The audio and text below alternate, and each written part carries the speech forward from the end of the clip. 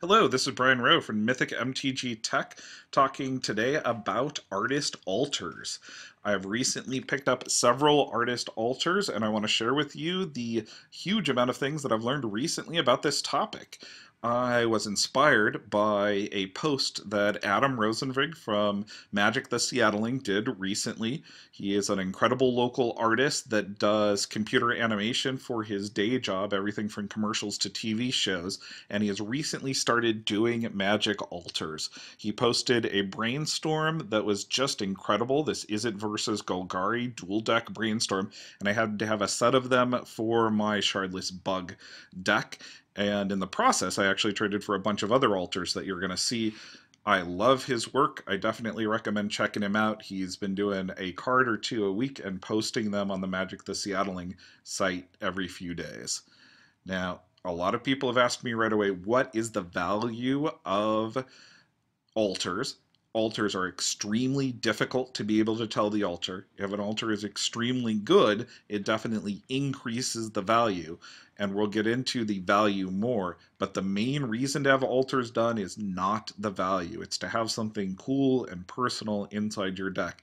The altars are very difficult to sell and somewhat difficult to trade. So I wouldn't jump into them for value. I'd jump into them to have something really cool, personal, amazing artwork for your decks.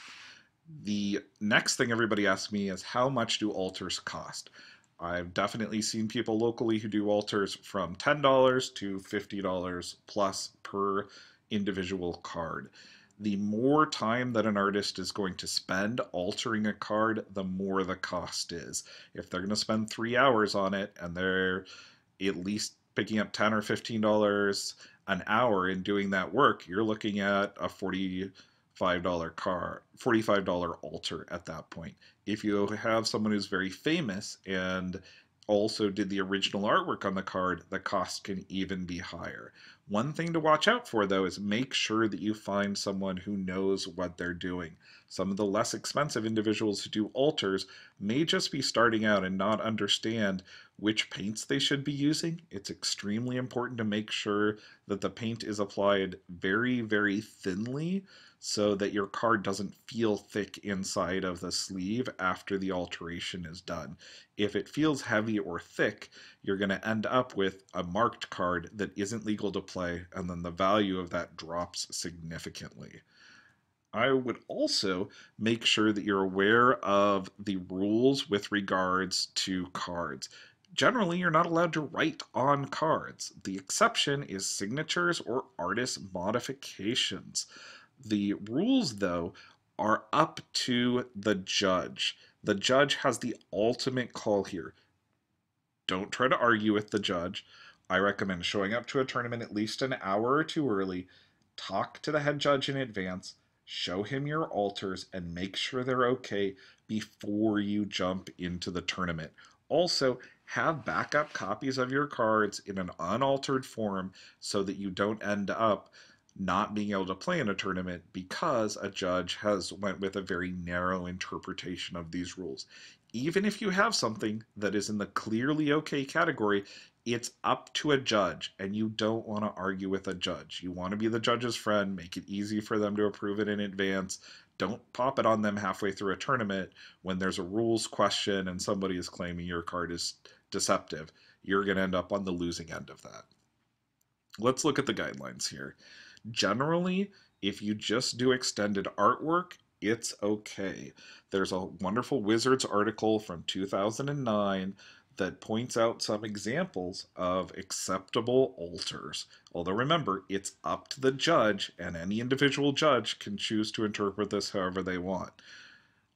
Also have to think about this in light of foreign cards, so your cards do not have to be readable in the language that you speak or that your opponent speaks, and the full art cards that came out a few years ago.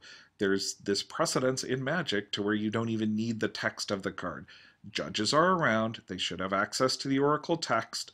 Anytime you run into an altered card, feel free to call the judge over and make sure that you know the Oracle text for the words. That's what judges are there for. They're more than happy to help you out. Now, there are some cards that are a little bit less likely to be approved. I actually think that 99% of the time a judge is also going to approve cards in this category.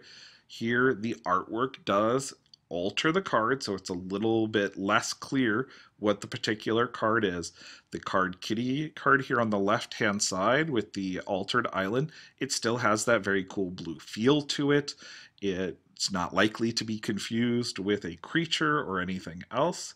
It's clearly still an island, and this was actually given as a medium example in that Wizards of the Coast article. The Klug altar here is incredibly cool artwork, very nice altar. It's a little tough to read Ancestral Recall, but the full text is still there. The artwork is still in the background. You can still figure out what it is without too much confusion. The Jace here is a wonderful example, although I think they're confused over how the card works because that's Ancestral Recall on there, not Brainstorm. I think Brainstorm's the better example. But Jace here, this is a foreign Jace. You're probably unlikely to be able to read it anyways in the US. You put some artwork there in the text box that makes it a little bit more difficult for your opponent to read it, but Oracle text should be available. It's clear it's still Jace the Mind Sculptor. There's no real confusion going on there. The borderline cases are those that would actually cause confusion for your opponent. The Pernicious Deeds here is once again from the Wizards article mentioned, and the problem here is that the artwork on there is Juzam Djinn from Arabian Nights, a black 5/5 creature. If you just showed this to your opponent without declaring first that's a Pernicious Deeds, they could easily try to remove Soul it first, confusing it with the original Juzam Djinn. You don't want any type of confusion here. The same thing's true with the Angel of Despair here that's altered onto an Animate Dead. It could be confusing to your opponent. There's a small chance that a judge may not allow these type of alterations that confuse the artwork between two different cards. There are some alterations that are most likely going to be thrown out by a judge. Those that drastically change the cards, write on them in a way that's definitely confusing. The Damnation here, yes, it's cute. It's got a kitty. It talks about I can has cheeseburger type text on here, but it would be very easy to miss that creatures cannot be regenerated. Same thing here. The Wrath of God has taken out the main pieces of it and added different cute text. There's a high chance that a judge isn't going to allow this. The Swamp over here on the right hand side also goes too far in putting together content that's probably not friendly for your local game store. I really like to think of these in terms of some of the original alpha artwork. If the card is more confusing than the artwork on Stasis, then it might be cute, but I wouldn't try to put it past a judge. Also, if the artwork is more explicit than Earthbind, then it's crossed a line where you don't want to bring it out to a publicly judged event, because you're asking for the judge to toss your cards. I call this the Earthbind line. Anything more explicit than Earthbind, you should leave at home for your private collection. Now, a little bit more on the value.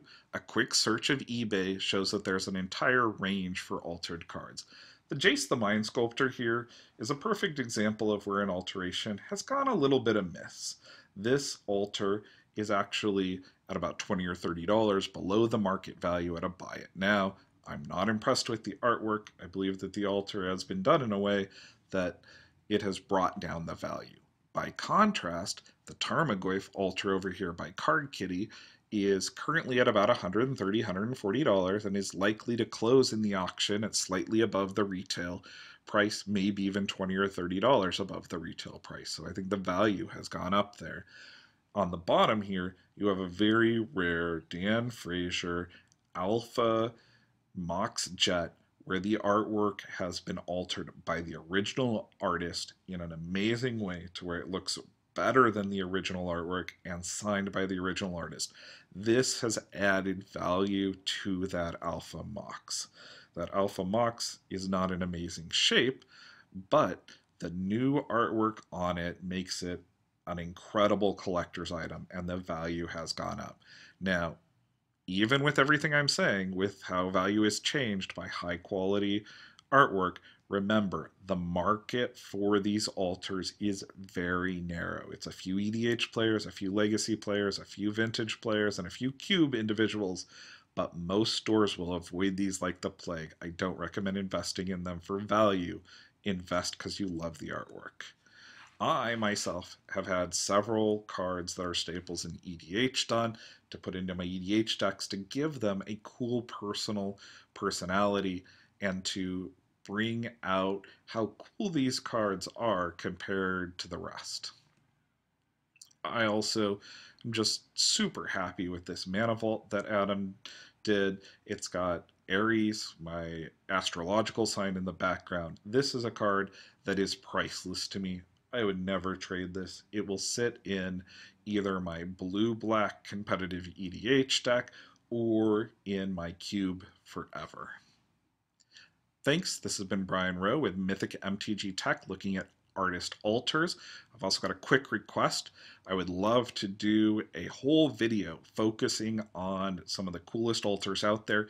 If you're familiar with any websites that cover altars, please post the links in the comments. I'm doing research now. It'll probably be a few weeks before I'm done, and I would love to have some more resources out there for checking out great altars.